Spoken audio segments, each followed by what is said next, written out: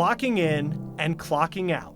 You could say it's as much a part of life as the cliche of death and taxes. Jobs are a topic that gets a lot of attention, especially as politicians fire up their midterm campaigns. This week, we look at how our job landscape is evolving, how the gap between positions and workers is widening. It's super flexible, and I decide what I'm going to do in the moment. And some new ways to make money. We've all had to get really creative. This is The Race. Imagine building a successful career, then moving to a different country and not being able to find a job that fits your skill set, so you have to work minimum wage. It happens more often than you may realize, and we came here to Ohio to show you why people say when it does, we all miss out. At what point should I give up? At what point should I go back to China? Whether it's worth it. Did you think about going home? Like, did it ever get like where, because it just sounds really difficult. Sounds difficult, but this is what people do in general. They try to survive. When I say we're going to talk about brain waste, you might think this is going to be a health story. It's not, but it is a term that is important when it comes to the health of our nation's economy. It's what you call the talents of highly skilled foreign workers who end up in low-skilled jobs. For example, architects, and they were doing cleaning. I spoke with 3 immigrants from 3 different parts of the world.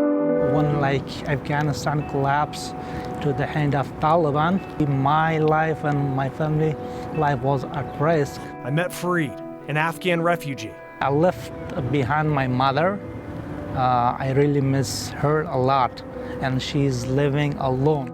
He brings to America a degree in business administration. I'm an accountant. He has more than a decade of experience in accounting. He managed the money for a U.S. government project at a major hydro dam in Afghanistan. Truly, it's quite difficult. The accounting job he's landed here is closer to entry level. They offer me job with a very low pay. Do you know how many job applications you filled out? Frank Yang, a statistician from China, knows the struggle. 50, 70, I don't know. Do you know how many? A lot. More than 200 for sure.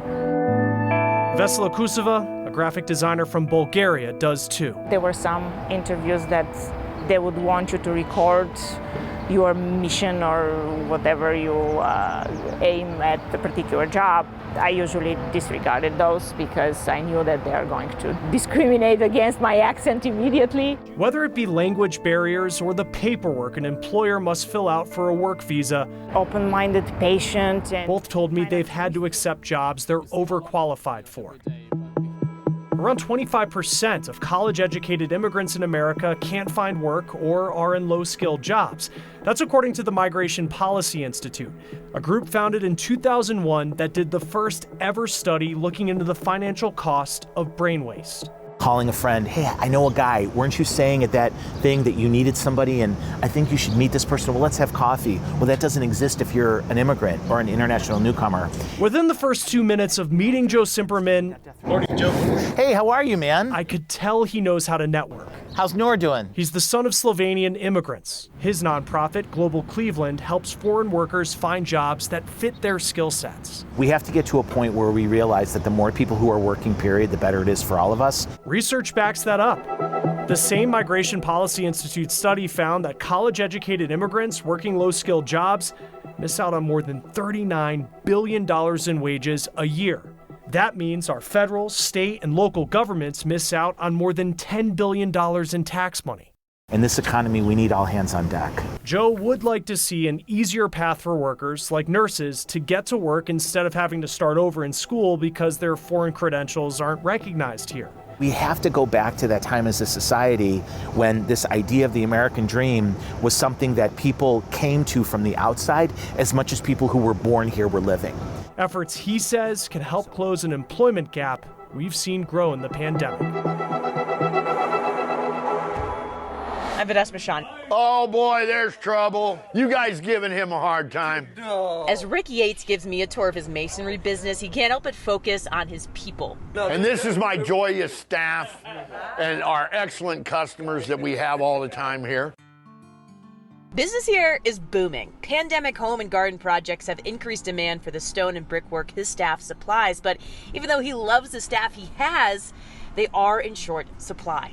Help is hard to find. Good help is hard to find. What Rick is seeing at his business is repeating across the nation, and it's referred to as the skills gap. The new applications that we're getting most of them have very little experience in our industry. According to the U.S. Chamber of Commerce data, 88% of contractors and manufacturers report having moderate to high levels of difficulty finding skilled workers, and 35% say they've had to turn down jobs because of it. Industry sourcing platform Thomasnet predicts this gap will leave 1.2 million jobs unfilled by 2030, potentially costing the economy $1 trillion.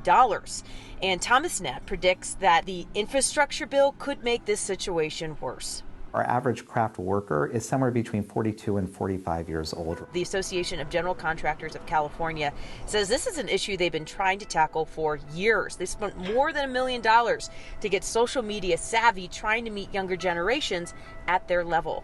We're on TikTok. We're in the places where they are, YouTube, Twitter. Right? Like there are things that we have to learn that unfortunately we go to where we're comfortable as an industry. And that has been one of our downfalls, is that we don't understand how to communicate to that next generation. My name's Kevin Brown. I am the director of the pre-apprenticeship program for the Sacramento Sierra Building Trades. The vast majority down here, they don't have wood shop, they don't have metal shop, they don't have tool shops, they don't have auto shop. Kevin's program trains women, former prisoners, veterans, and unhoused folks in skilled construction jobs. My focus is more about human capital, sourcing. That's the infrastructure that we as a country have to make. A pastor by day, he sees training as an opportunity to show potential workers the benefits these jobs bring without the need for a traditional degree. More exposure earlier, he says, would not only help the industry, but also help people envision a career. If you created a space of neutrality and adequately prepare and equip these candidates, they will perform. It's fun when you go buy a job and you can tell somebody, hey, I did that. There's a lot of pluses in this industry. Rick shares the same hope as Kevin, more training and more recruitment. Above all else, he'd like other folks to experience the career that he's gotten so much satisfaction from for the last 3 decades. And besides, as much as he loves it, he would like to retire eventually. This company's taking real good care of me, so I've got to make sure when I leave here that this store's covered. I'm Vanessa Mashanya reporting.